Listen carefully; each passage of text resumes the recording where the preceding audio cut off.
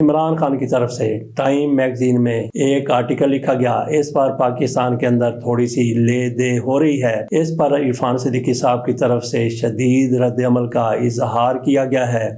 آپ کے سامنے میں مکمل خط رکھتا ہوں جس طرح سے ٹائم میگزین نے اس کو شائع کیا ہے، بلکہ یہ اس خط کا ترجمہ ہے ایک سے لے کے آخر تک جس طرح سے ٹائم میگزین میں اس میں لکھا ہے وہ سارا آپ کے سامنے رکھ دیتے ہیں۔ اس دوران عرفان صدیقی صاحب کا رد عمل اس پر بھی تھوڑی سی بات کر لیں گے، باقی بات ہم اس آرٹیکل کے آخر میں جا کے کریں گے۔ عمران خان کا جیل سے خط، دنیا کو پاکستان پر توجہ کیوں دینی چاہیے؟ تحریر عمران خان، 28 فروری 2025 صبح 7 بجے۔ Imran Khan Pakistan Tehreek Insaf P T I کے بانی اور پاکستان کے 19ویں وزیر اعظم رہے ہیں۔ وہ اگست 2018 سے اپریل 2022 تک اس عہدے پر فائز رہے۔ 2023 سے وہ جیل میں قید ہیں اور ان پر بدعنوانی اور اختیارات کے ناجائز استعمال جیسے الزامات کے تحت مقدمات چل رہے ہیں جنہیں وہ مسترد کرتے ہیں۔ اس کے بعد عمران خان براہ راست مخاطب کرتے ہوئے لکھتے ہیں، 2025 کے آغاز پر میں پاکستان کی تاریخ کے سب سے زیادہ ہنگامہ خیز اور مشکل ترین دور کا جائزہ لے رہا ہوں۔ اپنی تنہائی کی قید سے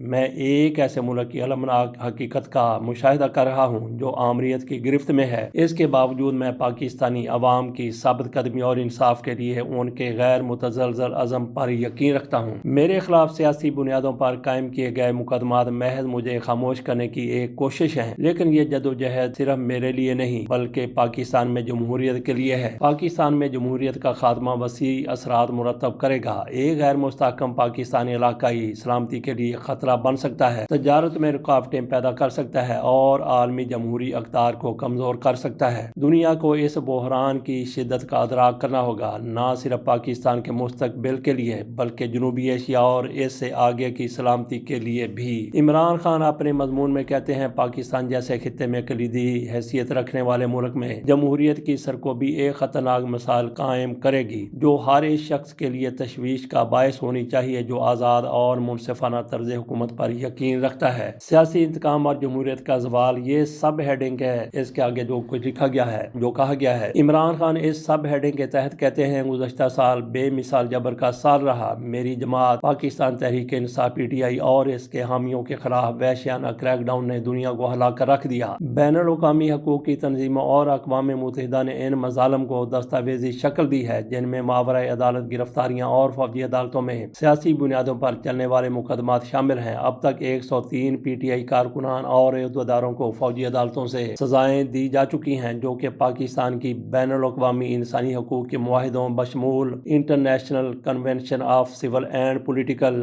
رائٹس کی کھلی خلاف ورزی ہے۔ عالمی برادری بشمول یورپی یونین، برطانیہ اور امریکہ نے ان غیر منصفانہ مقدمات پر تحفظات کا اظہار کیا ہے۔ یہ معاملہ محض سیاستدانوں تک محدود نہیں بلکہ عام پاکستانی بھی اس کا شکار ہیں۔ پاکستان کو یورپی یونین میں اپنی ترجیحی تجارتی حیثیت سے ہاتھ دھونا پڑ سکتا ہے جس سے ہماری معیشت خاص طور پر ٹیکسٹائل انڈسٹری تباہ ہو سکتی ہے، تاہم پاکستان کے حکمران بے بنیاد پراپیگنڈے اور جھوٹے بیانیے کے ذریعے ملکی ساکھ کو نقصان پہنچانے میں مصروف ہیں۔ پاکستان میں دہشت گردی کا بڑھتا ہوا خطرہ، اس سب ہیڈنگ کے تحت عمران خان لکھتے ہیں، دنیا کو اس مسئلے پر بھی توجہ دینی چاہیے کہ جیسے جیسے پاکستان میں جمہوریت ختم ہو رہی ہے، خیبر پختونخوا اور بلوچستان جیسے علاقوں میں دہشت گردی میں اضافہ ہو رہا ہے۔ یہ کوئی اتفاق نہیں بلکہ اس کے پیچھے ایک خاص حکمت عملی کار فرما ہے۔ پاکستانی فوج کے وسائل کو ملکی سلامتی کے اہم مسائل کی بجائے سیاسی مخالفین کے خلاف انتقامی مہم پر لگا دیا گیا ہے۔ عدلیہ جو کہ انصاف کا ستون ہونی چاہیے، سیاسی انتقام کا آلہ بن چکی ہے۔ انسداد دہشت گردی کی عدالتیں اب پی ٹی آئی کے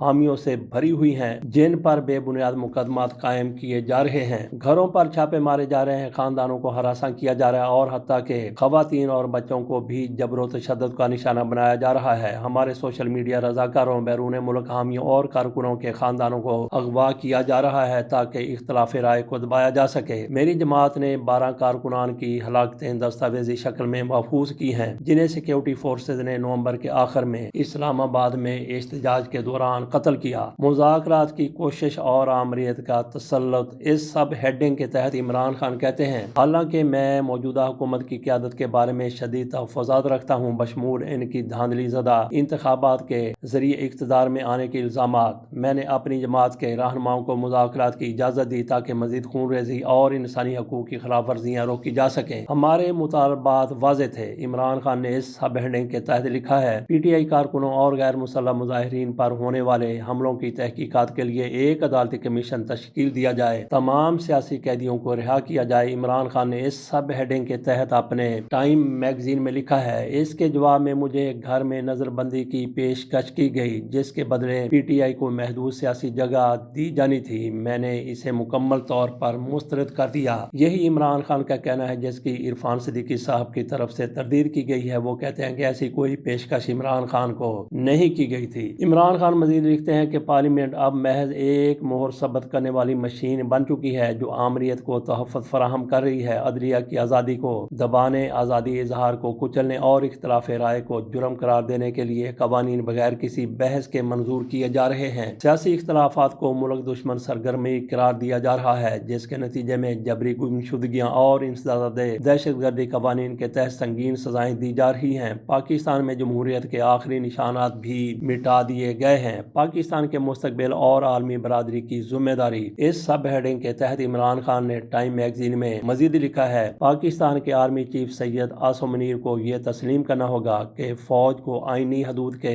اندر رہ کر کام کرنا چاہیے۔ صرف اسی صورت میں پاکستان ایک حقیقی جمہوری نظام کے تحت ترقی کر سکتا ہے، ایک ایسا نظام جو عوام کی مرضی سے قائم ہوا اور ان کے مفاد میں قائم کرے۔ تاریخ نے ثابت کیا ہے کہ پاکستان میں عامریت زیادہ عرصے تک نہیں چلتی، لیکن جو نقصان وہ پہنچاتی ہے وہ نسلوں تک برقرار رہتا ہے۔ ہمارا مستقبل جمہوریت کے تحفظ پر منحصر ہے، نہ کہ اسے دبانے پر۔ اس کے باوجود میں پاکستانی عوام کی بیداری اور شعور پر پختہ یقین رکھتا ہوں۔ وہ جھوٹ کو پہچان چکے ہیں اور ان کا عزم مجھے امید دلاتا ہے۔ انصاف اور عزت کی جدوجہد آسان نہیں، لیکن یہ ایک ایسا معرکہ ہے جسے جیتنا ضروری ہے۔ میں پر امید ہوں کہ سچائی غالب آئے گی۔ ڈونلڈ ٹرمپ کو مبارکباد اور امریکہ کے ساتھ تعلقات۔ عمران خان نے اس سب ہیڈنگ کے تحت ٹائم میگزین جو امریکہ سے شائع ہوتا ہے اس میں لکھا ہے: پاکستان سے باہر دنیا بھی ایک نازک موڑ پر کھڑی ہے۔ جیسے جیسے عالمی چیلنج، جنگ اور معاشی عدم استحکام بڑھ رہے ہیں، مضبوط اور اصول پسند قیادت کی ضرورت پہلے سے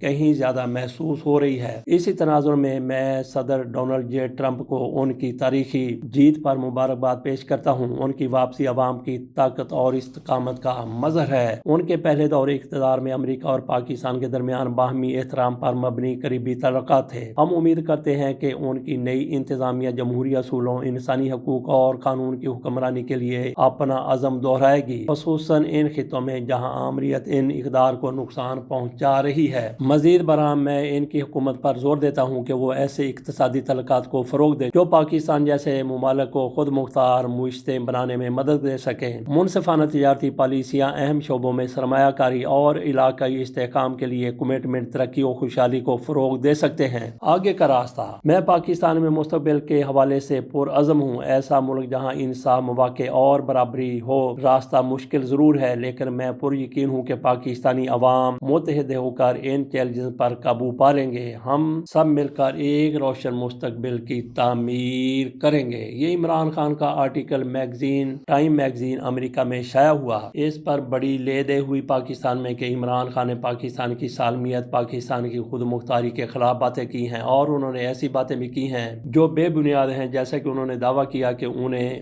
نظر بند کرنے کی جیل کی بجائے بھی پیشکش کی گئی تھی۔ عرفان صدیقی صاحب نے اس پر شدید تنقید کی ہے اور کہا کہ عمران خان کا یہ دعویٰ بالکل بے بنیاد ہے، انہیں کسی قسم کی کوئی پیشکش نہیں کی گئی، بلکہ عرفان صدیقی صاحب اپنے بیان میں ذاتیات پر اترے ہوئے بھی نظر آئے۔ ایک تو انہوں نے عمران خان کے اس دعوے کو بے بنیاد قرار دیا، دوسرا ان کی طرف سے یہ بھی کہا گیا عمران خان کا مضمون عالمی سطح پر پاکستان کے چہرے پر کالک تھوپنے کی انتہائی قابل مذمت کوشش ہے۔ ساتھ انہوں نے یہ بھی کہا کہ عمران خان کے مضمون میں حکومت، عدلیہ، مسلح افواج اور تمام دوسرے اداروں پر بے بنیاد الزامات عائد کرتے ہوئے پاکستان کی صورتحال کو سیاہ عہد قرار دیا گیا ہے۔ مضمون میں یہ جھوٹا، غلط اور بے بنیاد دعویٰ بھی کیا گیا ہے کہ مذاکراتی عمل کے دوران انہیں اڈیالہ جیل سے نکال کر ہاؤس اریسٹ کرنے کی پیشکش کی گئی تھی۔ عرفان صدیقی صاحب کی طرف سے اب ایسے بیانات دیے جا رہے ہیں جبکہ ان دنوں جب عمران خان کی طرف سے یہ سارا کچھ کہا جا رہا، جب مذاکرات ہو رہے تھے، اس موقع پر عرفان صدیقی صاحب بالکل خاموش رہے، نہ صرف عرفان صدیقی صاحب خاموش رہے بلکہ کسی بھی حکومتی ترجمان کی طرف سے عمران خان کے اس دعوے کی تردید نہیں کی گئی جس میں بار بار یہ کہا جا رہا تھا کہ عمران خان کو ہاؤس ریسٹ کی پیشکش کی گئی ہے۔ تو یہ آپ کے سامنے آرٹیکل رکھ دیا، آپ کے سامنے یہ بھی رکھ دیا کہ عرفان صدیقی صاحب کی طرف سے کس طرح سے اس پر شدید رد عمل کا تل ملاتے ہوئے، سیکھ پا ہوتے ہوئے اظہار کیا گیا ہے۔ تو عمران خان کی طرف سے کئی باتیں اس میں کی گئی ہیں۔ انہوں نے نہ تو پاک فوج کی کردار کشی کی ہے، نہ ہی ان کی طرف سے کسی اور ادارے پر کیچڑ اچھالا گیا ہے۔ انہوں نے وہی بات کی ہے جس کو وہ جائز اور درست سمجھتے ہیں۔ تو عرفان صدیقی صاحب کیونکہ ان کی باتوں کے ساتھ اتفاق نہیں کرتے، لیکن یہاں پہ یہ بھی دیکھنا ہے کہ باقی لوگوں کی طرف سے ایسا کوئی رد عمل نہیں آیا۔